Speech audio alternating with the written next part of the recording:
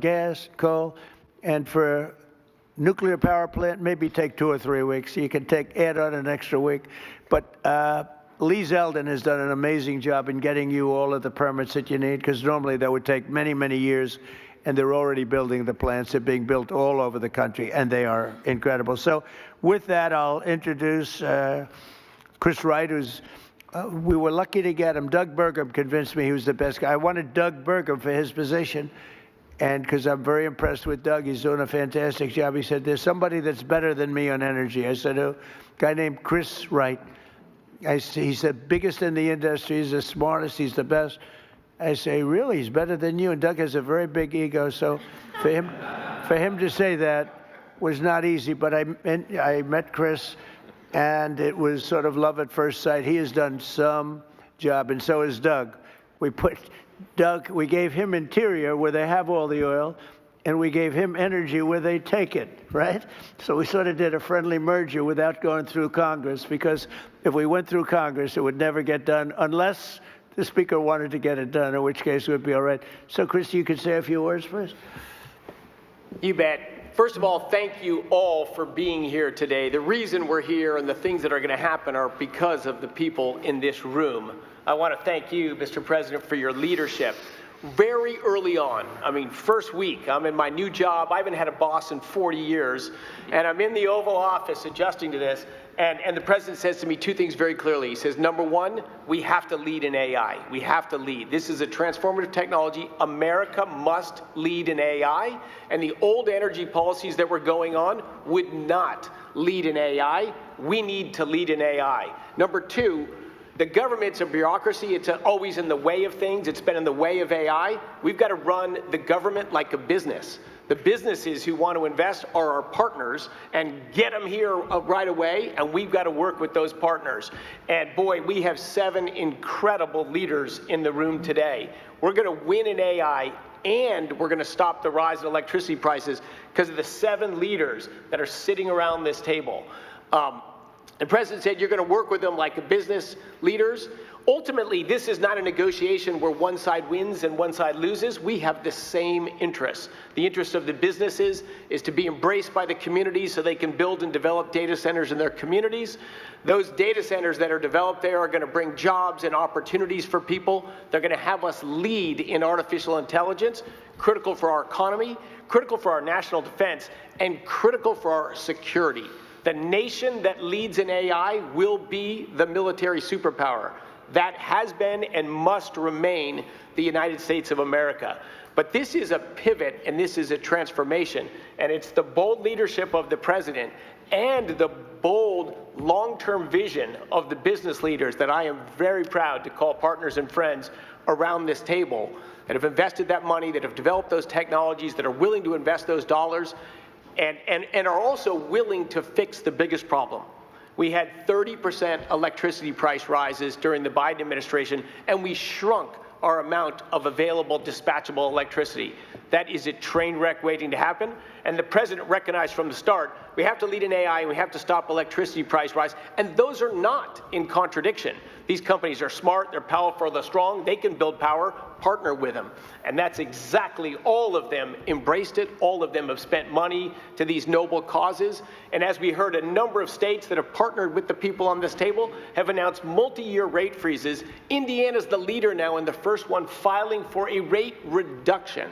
But it is the partnership of these companies and a business focused on government, focused on the American people, that is the transformation. But I could not be more proud to be here. I've got to thank also our FERC commissioners that are here. FERC is a noble regulatory agency that just got bureaucratic and lived in a different time and a different age. We need to make things happen fast. Could they stand up? Yes, can all the FERC commissioners stand up? Because, you know, they're the most powerful people in the country. And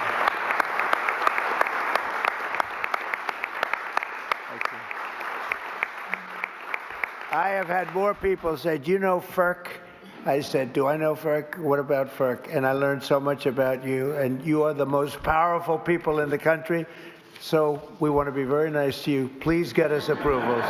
Please get us those approvals, okay? Thank you all very much. Thank you. The FERC team has worked hard, smartly, and practically to enable the revolution that's going to happen. America leading in AI and stopping the price rises. Thank you all so much. And boy, one of the other things I'm crazy lucky about is to work as a partner with a guy who has the hardest job in the world and does it with a smile, does it with charm, and does it with grace. Speaker Mike Johnson. Well, thanks so much, Mr. Secretary. Thanks to you all. It's a great honor to be here with the leaders of tech and industry, the FERC commissioners. They are so very important, and all these folks who help all this happen. Look, only President Trump has the gravitas to be able to assemble the leaders of all these great companies in one room, and also to conceive of an idea like the Ratepayer Protection Pledge. This is an idea whose time has come. I think it's going to be so well received around the country because, let's be honest about it, there are concerns that people have had. There's a lot of misinformation out there, Mr. Secretary, about the rise in energy demand and what that's going to mean for our communities. So it is so meaningful to have leaders, the titans, to come in and say, everybody be calm. This is going to be great. It's actually going to be better going forward. Not only is America going to stay on top and lead and be the strong superpower that we are, we're going to continue to lead on AI. We're going to continue to make the communities better. I'm in the state of Louisiana. A lot of this is happening in Louisiana, Mr. President. It's not just a bunch of beautiful pipes. It's also data centers. Meta's doing a big one. And, of course, Amazon's working in Louisiana, and Stack, and so many of the other companies. And our communities are so grateful to have that investment, and also grateful because they're coming in as great corporate partners, community partners. And they're acting responsibly. They're helping to build out the energy grid, and they're making life better, not just with good-paying jobs. They're actually making life better in these communities and in our states. And so we're so grateful for that. I like what you said a moment ago. This is a win-win-win across the board. You have everybody who's come to the table in good faith under the leadership of this extraordinary president to make this happen for the country. It's at the perfect time. Trust is not given by communities and local stakeholders. It's built over time. And I think this pledge is a huge part of building that important foundation for the future. America's back, Mr. President. I'm so excited about that. Excited to be a part of this. Thanks so much for letting us be in. Yeah. I think we'll go with John. Is that all right? John Houston? Thank you, Mr. President. In places like Ohio, this is a very, very big deal. I know that you know well that if we want to have economic dominance and national security dominance, we need to have technological dominance. And AI and data centers are a big piece of that. And I know that the American people want to win.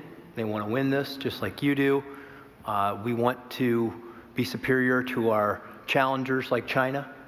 We want to have AI dominance because that helps give our military, our manufacturing, everybody across the country needs AI dominance if America wants to win. And I know that you're the leader of the America First agenda. You want America to win, but so do the people in places like Ohio, but they're concerned about energy prices, right? They know that they like those folks out there, the construction trades that build these, the plumbers, pipe fitters, HVAC, electricians, the people that build the power plants, the laborers, the Boilermakers. Like, these are working people in places like Ohio that do amazing work to build the data centers, to build the power plants, but people just are worried about their energy prices. And what you're offering today with this roundtable with the Ratepayer Protection Pledge, Mr. President, is great leadership because this solves the problem that people were worried about. And as the data centers build new power plants, it leads to energy stability, affordable, reliable electricity for American ratepayers, helping them win the affordability battle that you're leading on behalf of this great team that you've assembled. And I just want to say thank you for your leadership on this. Thank you very much, John. And I hear you're doing very well in your race. He's running for a very important seat in a great state that I like a lot. It's always been good to me, and it's going to be good to you, and it has been good to you. So good luck with that. Okay? Thank you, Mr. President. You're going to do good. Michael, please. Thank you so much, Mr. President. You have been talking about this issue beginning as early as the campaign. In July, when we released the AI Action Plan, this was a focal point of the speech you gave. Talked about it again at the State of the Union. So this is a culmination of this idea that you've been working on for quite some time. And the key to all of this is that American AI leadership should never come at the cost of hardworking Americans' ability to pay their electricity bills. And frontier AI that all of these great companies work on every day, along with the data centers that underlie them, are going to accelerate scientific discovery. They're going to unlock economic efficiencies. They're going to enable entire new industries to support the prosperity of all Americans. And to continue to lead in AI, these great companies need to make new data centers. We need new fabrication capacity. We need new manufacturing facilities, and we need new power plants to be able to do all this great work. And today, through this pledge, we are challenging all these companies to think bigger when it comes to data center construction by identifying ways that we can drive down the overall electricity cost, to ultimately strengthen grid resilience, and to create more American jobs in the communities that choose to build all of these data centers. By signing this pledge, all these companies here are making themselves accountable to you, Mr. President, and to the American people as they strengthen their commitment to benefiting the communities in which they build and they operate. We as an administration are using every tool at our disposal to ensure that the U.S. can build and maintain the largest, most powerful, and most advanced AI infrastructure anywhere on the planet. And today we recognize that building the future requires massive amounts of reliable energy. And I'm grateful to you, Mr. President, for acting so decisively to ensure that the growing demands of energy that we have are never passed to the American households. Thank you. Thank you very much. Dina? Thank you, Mr. President. It's such an honor to be with you today. I also want to thank your outstanding team for partnering with us. You know, it's been remarkable to watch this transformational moment and you positioning America to lead. Our country has had very big transformational movements before, whether it was coming together, World War II, or the Industrial Revolution. But this is different. The next 3 years, in many ways, sir, are the whole game. And those 3 years, while you are president, you have positioned us to win.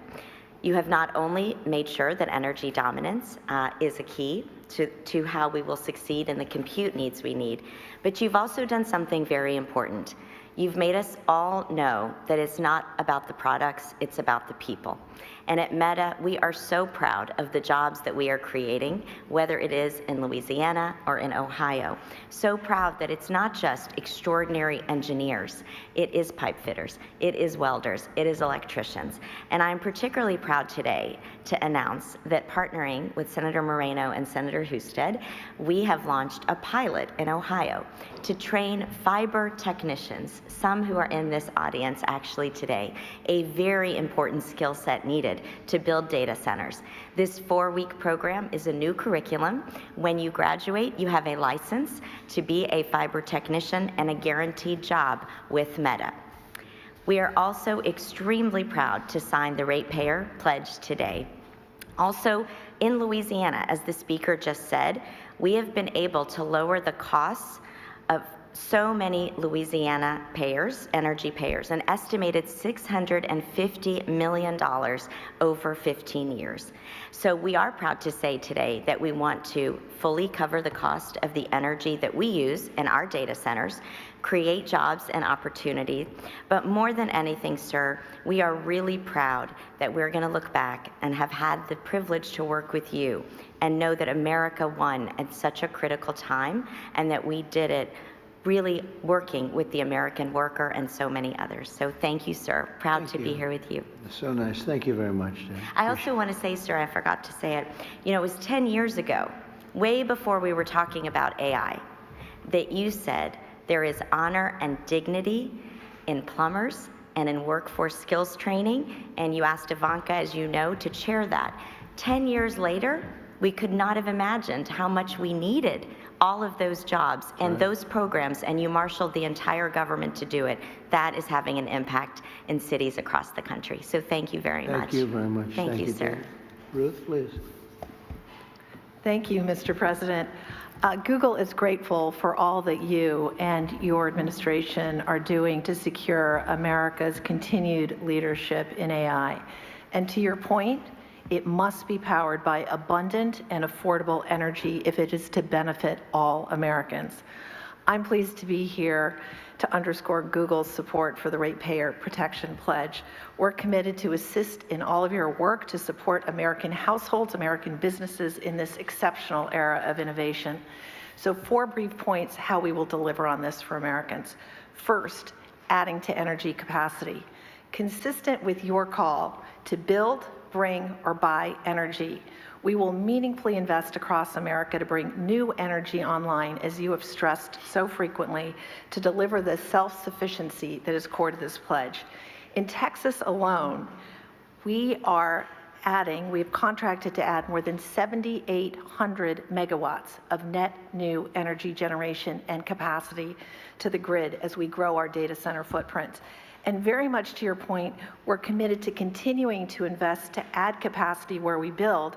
And to that end, we will very shortly close on an acquisition of Intersect Power, which is going to enable us to build data centers right next to those new additional power generation capabilities where possible. Second, to protect American ratepayers, we're committed not only to pay for 100% of the energy we use, but very importantly, the infrastructure to support that growth, whether or not we end up using that energy. And I think one example that brings that to life, I recently had the privilege of being in Arkansas with Governor Sanders, and our energy partner there, Entergy, announced that Google's investment covers the full energy costs associated with powering our data center, which contributes more than $1 billion back to Arkansas customers to reduce their electricity costs. I think this is precisely what you were saying we need to do more of, and we're committed to doing that. Third, I get very excited about the topic of workforce development, very much to your point, and the important topic of job creation. Every one job that we create in a Google data center gives rise to an additional 9 jobs in the communities in which we are building that data center. Those are high-skilled construction jobs, electrician jobs, represented by so many of the amazing people here today. It's also jobs across the community, in schools, in restaurants, with small businesses. And we announced, in fact, last week that we're providing free AI professional training for all small businesses across America. And given the clear need for electrical workers in America, we're particularly proud of the work we've led to create an electrician training program. And we're committed to train 100,000 electrical workers and 30,000 new apprentices across the country. On top of that, we're excited about significantly growing these programs. We've heard the pledge. Finally, Mr. President, as you said, the American grid needs to be more resilient, and so we're investing here as well. 2 quick things. We pioneered demand response with data centers, so we, with technology, will move workloads out of the way during extreme weather events to make room for the community. And second, we're applying AI itself to the grid to increase capacity in the grid. So again, I want to thank you. I want to thank you all for convening us. The benefits from AI, responsibly delivered, are immense for America's businesses, for America's communities, and for its citizens. Thank you again for your leadership on this very important point. Thank you very much. Doing a great job. Thank you, sir. Gwen? Mr. President, I want to thank you for your... Thank you. That's why I'm here. I want to thank you for your leadership. Because of your work on this issue, I'm confident that we will win the race with in AI with China and succeed in delivering inexpensive, abundant electricity for the American people. As you know, XAI builds huge supercomputers and data centers, and we build them fast. Currently, we're building one on the Tennessee-Mississippi state line. As part of today's commitment, we will take extensive additional steps to continue to reduce costs of electricity for our neighbors. Mr. President, we want to be on your team to deliver a big win for the American people. XAI will therefore commit to develop 1.2 gigawatts of power as our supercomputer's primary power source, and that will be for every additional data center as well. We'll expand what is already the largest global megapack power installation in the world. The installation will provide enough backup power to power the city of Memphis, and more than sufficient energy to power the town of South Haven, Mississippi, where the data center resides. We will build new substations and invest in electrical infrastructure to provide stability to the area's grid. We will build state-of-the-art, we haven't talked about that yet, but this is actually quite important. We will build state-of-the-art water recycling plants that will protect approximately 4.7 billion gallons of water in the Memphis aquifer each year. And we will employ thousands of American workers from around the city of Memphis on both sides of the Tennessee-Mississippi border. We will also commit to deploying our AI technology to make people's lives better, creating a period of abundance where electricity becomes cheaper and people have access to the best goods and services humankind has ever seen. Finally, Mr. President, we commit to take these efforts into orbit. We are currently designing orbital data centers powered by the nuclear reactor in the sky. Launching supercomputers into space will mean even more energy on Earth, as all the power plants that we're building now and power sources we've built will be available to the communities instead of the data centers. I've been in the space industry for nearly 40 years, sir, and I have never seen things move more quickly than under your administration, so thank you for that. Mr. President, you've been strong and clear about building AI that benefits Americans and benefits American values, including demanding that AI is consistent with American values. In July 2025, you signed an executive order directing agency heads to support only those AI models that prioritize truth-seeking and are ideologically neutral. We still fully support that order, and we're fully on board with the Ratepayer Protection Pledge, and I'm really excited to be here. Thank you so much for your commitment. Thank you very much. Thank you. Would anybody like to say something? We're finished with the official speakers, but we have the most important people in the room, and great people, political and otherwise. Would anyone have anything? Please, Darrell. Perhaps as the California representative here, I can tell you how excited I am about your proposals. First of all of you have major presence in California.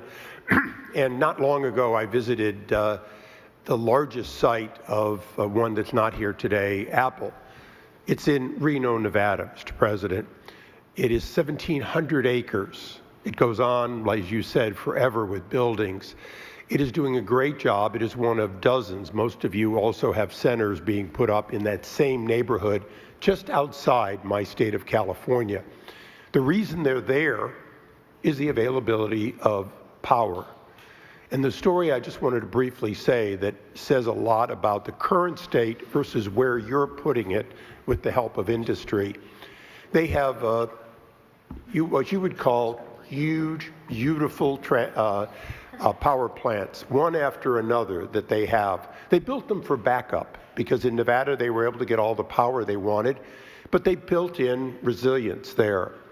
They've only had to run them extensively when California calls and says we're having a blackout. Would you please turn on your power generators so we don't go dark in San Jose, miles away? That said so much to me about the responsibility of these companies already in the past building backup power, but also the need to have the resilience that these plants will create as a result of your work. And they won't be diesel plants, they'll be clean burning plants, they won't be temporary or backup, they'll be positive. Lastly, my state has invested in solar, so much so that we have it to burn during the day. Literally, we burn it. We don't know what to do with it. The ability of these power plants to take solar when it's in excess and then provide that resilience 24/7, all as a result of your leadership. And so, as someone who is from a state that may build less of them, but needs them more than any other state, I want to thank you for what you're doing, because these companies now can be empowered to do a lot more than what they did so far on the edge of California to help California be part of winning the AI race. Thank you very much. We'll go very quickly. David, please. Thank you, sir. As I think all of you know here, we have an AI boom going on. We also have a construction boom going on. Just the leading companies in the U.S. are investing $650 billion this year building out this infrastructure. That's a 2% tailwind to GDP, and that is leading to job increases for construction workers and huge wage increases for construction workers like the fellows we got right up here. So this is a very important boom to sustain, and thanks to your leadership, Mr. President, we're doing that, and we're protecting residential ratepayers, making sure that their electricity prices will not go up. That's the combination we need. And I just want to contrast it, if I may, with the approach of Democrats like Bernie Sanders. Their approach is just to ban. They just want to ban the data centers. So they want to stop the economic growth. They want to stop the wage increases for blue collars. They want to stop the construction. They want to just stop progress. That's not the answer. There's a much better answer. You have found it, sir. And I just want to vouch for the fact that in one of our very first meetings, you did say that you wanted to make our AI companies into energy companies. So that was true, and I remember thinking that's a really good idea. The president knows more about AI than I do. So this is thanks to your leadership we're here today, and I know this is something that you've been championing for a very long time. Thank you. Thank you very much, and Katie, thank you. Yes, Mr. President, so this is something that we've not only just talked about, obviously, on the national stage, but we've been talking about and wrestling with in Alabama as well. Look, we understand the need to win the AI race, and you have made sure that America is put first in every category, and that means that we dominate there, and we do it in a way, though, that helps everyday Americans. So when we're looking at their safety and security and what that will ultimately prevail there, we don't want to do it at the expense of ratepayers. And you, once again, have taken an incredibly complex problem that everybody wants to talk about, and you actually found a solution. You found a win-win. We're not only going to win the AI race as a result of what you're doing today, but you have said to every American, to every Alabamian, I see you. And we're going to make sure that your energy cost not only does not go up as a result, but you even said today, with the added capacity, that it's actually going to go down. In addition to all of that, just want to say thank you to you for being willing to be good community partners. That's what makes all of this work. So the communities that you will ultimately reside in, you are saying we want to build you up in every sense of the word, giving you greater opportunity as a result of this pledge today. So, Mr. President, thank you for making sure that Americans were put first, and that this progress is not at their expense, but is rather to their benefit.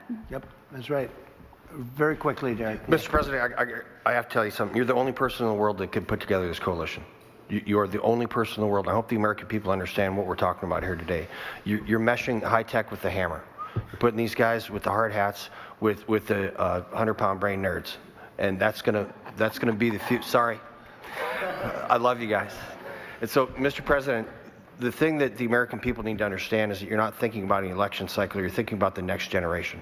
And what you're doing today by having this coalition of people is making sure that the future generations, our children, are not going to have to be concerned about losing a war. And that means so much, especially in this time now, if people really take us. One of the worst deals ever made, the Obama nuclear deal. I call it the Obama nuclear deal, where he gave everything to Iran, including a nuclear weapon. It was a road to a nuclear weapon. Bad things would have happened 4 years ago, because they would have had a weapon 4 years ago if I didn't terminate that deal. So we're in a very strong position now, and their leadership is just rapidly going. Everybody that seems to want to be a leader, they end up dead. And it's an amazing thing that's taking place before your eyes, because for 47 years we were pushed around, and we shouldn't have been. And I think I can say, and you see it as well as I do, you see the tremendous progress that's being made. Their missiles are being wiped out rapidly. Their launchers are being wiped out. They're attacking their neighbors. They're attacking their, in some cases, allies, or not so long ago allies. And, you know, it's really a nation that was out of control, and they would have used it on us if we let them, if we waited any longer. A big factor was Soleimani, the killing of Soleimani in my first term. And maybe the biggest factor was the rebuilding of the military in my first term. And then the B-2s hit the, and I use the word obliterate because it really was, it was a complete obliteration of their nuclear potential. And that set them back very, very seriously. If we didn't hit within 2 weeks, they would have had a nuclear weapon. If we didn't do the B-2 attack a number of months ago, they would have a nuclear weapon. And when crazy people have nuclear weapons, bad things happen. So we're in very good shape now. I want to let you know that, and we will continue forward. But it's a great display of military strength, and I'm very proud to have, with some of the people in the room, both senators and congressmen, we rebuilt, and women, we rebuilt our military during the first term, and we're using it a little bit more than I thought we would have to. Venezuela worked out really great. We have a wonderful relationship with the president and the various representatives, and we're taking out hundreds of millions of barrels of oil, and that goes to our benefit and to Venezuela's benefit. They'll be doing better than they've ever done before, and we will get a big piece of that, and we'll also make life wonderful for the people of Venezuela who have been very, very badly hit. So that's a lot said in a short period of time, but you can witness it for yourself. And now we'll get on to something that I'm very proud of, because it was sort of my idea, like Very much so. build your own power plant. And everybody thought I was kidding. They said, really, you can do that? How would you do that? I said, we'll get you fast permits, and you'll build your own plants, but we're going to discuss it in great detail with the biggest people in the industry and some of our great leaders and senators. And congratulations on the Medal of Honor for your 100-year soldier. You know, 100 years old, 101 to be exact. And Daryl's been fighting that he get the Congressional Medal of Honor for many years, Daryl, right? Mr. President, I give you all the credit for overcoming the lawyers in the Department of the Navy in a way that I thought was amazing. Yeah. And Well, we nobody didn't could have done too it but long to you. go. Maybe it'll be a long. We had to get it to him a little bit quickly, but he looks like he's in good shape. He's got some years left, right? He's planning to come back here for your next Medal of Honor ceremony. And, He'll be he's also going to be the star at Tailhook this Right. summer if you want Right. to come to Reno. Well, I congratulate you for that success. That was amazing. He didn't stop. I've known him a long time. He never stops. So congratulations. It's very nice. We're here this afternoon for a historic signing that will help keep down utility bills very, very substantially, and electricity prices for millions of Americans, and in many cases for a lot of people that don't really understand why they're going up, but they're not going to be going up. They're going to be actually going down. Today we follow through on an announcement I made in my State of the Union address last week, as America's largest tech companies officially signed the Ratepayer Protection Pledge. It's a big deal. It's going to have a tremendous impact on electricity costs. We're bringing down all of the costs. We have this little interlude to do what we have to do, because we had it going, but these interludes are very important, especially this one. But the economy has never been like this. We broke 50,000 on the Dow. People thought we wouldn't do that within the first 4 years. We did it in the first year. And we brought 7 on the S&P, 7,000 on the S&P. They said that's even less likely to happen. And we did that too, all within the first year. Under this new agreement, big tech companies are committing to fully cover the cost of increased electricity production required for AI data centers. And that would be prices for American communities will not go up, but in many cases will actually come down, and very substantially. Because, you know, the data centers, and you people are so big, you're the biggest in the world, but they've developed a little bit of a bad public, they need some PR help, because people think that if a data center goes in, their electricity prices are going to go up, and that's not happening. It's not going to happen. And for the areas where it did happen, it won't happen anymore, because they never had this alternative. It's actually going to mean the prices come down. You're going to see how badly they want. Some centers were rejected by communities for that, and now I think it's going to be just the opposite. This means that the tech companies and the data centers will be able to get the electricity they need, all without driving up electricity costs for consumers. This is a historic win for countless American families, and will also make our electricity grid stronger and more resilient than ever before. So that's part of it. It's going to be strengthened up. And they're going to be getting a lot of excess electricity from the data centers where they build their own plants. They're going to be creating their own electricity. We're pleased to be joined today by Speaker Mike Johnson, who's got a difficult job, but he does it as easy as anybody I've ever seen do that job. It's never easy when you have a majority of 2, or sometimes less. I was going to say, sometimes less. But he's amazing. And Energy Secretary Chris Wright, who's worked so hard, and Senators Katie Britt, Bernie Moreno, John Husted. Thank you, everybody. Really great. Thanks, Katie. Representative Darrell Issa and Derek Van Orden. Thank you both. And Derek, thank you. Nice to see you. OSTP Director Michael Kratsios, AI and crypto czar David Sachs, as well as the commissioners of the Federal Energy Regulation and Regulatory Commission, and an audience. In the audience, you have Laura Swett, David Rosner, Lindsay C., and Judy Chang, all very well-known people, especially in this group of geniuses. We have a lot of geniuses here, and a lot of geniuses that are also very strong people representing labor. We love labor. We love these guys. I also want to recognize the industry leaders here to sign the pledge, and this is a pledge that's going to be a very important pledge to the country and to their companies also. They benefit also very substantially, including President of Google, Ruth Porat. That's a good company. That's big stuff. Google, that's it. You know, it used to be U.S. Steel and things like that. Now it's Google and other places. President of Meta, Dina Powell, who was with me. Dina Powell was with me for a long time, and I called up Mark and I said, congratulations, that was a good hire, right? That was a good hire. She's fantastic, and her husband is fantastic. He's a great senator, and he ran in a place called Pennsylvania, and he ran against somebody that was very tough to win. It was very, very tough to win, and he won pretty easily, actually. People were shocked. I wasn't, you and I weren't surprised, were we? But he's a spectacular man. President of Microsoft, Brad Smith. Thank you, Brad. It's good to see you. Microsoft is unbelievable. COO of OpenAI, Brad Lightcap. Brad, where are you, Brad? Brad, you're so young. Look at how young. I think you have to be young in that world, perhaps. Thank you, Brad. CEO of Amazon Web Services, Matt Garman.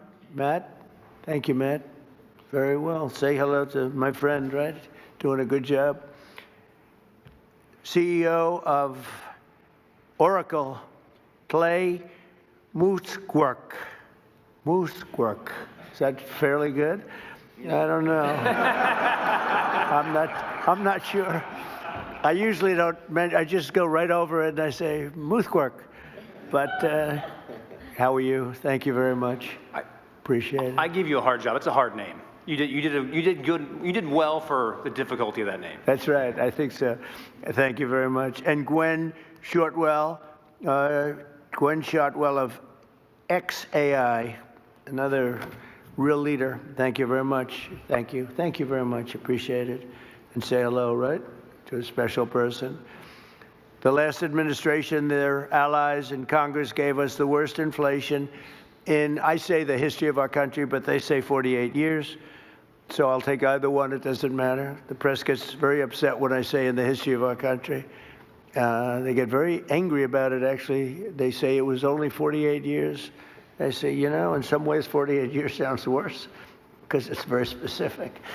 But it sounds a little worse. But either way, take either one. And the ruinous energy policies were a big reason why many working families' utility bills increased more than 30% during the Biden administration, the worst administration in the history of our country. That's why on day one, I declared a national energy emergency. We had no choice but to do that, and signed an executive order to dramatically accelerate construction of new energy infrastructure, which we are doing at record numbers.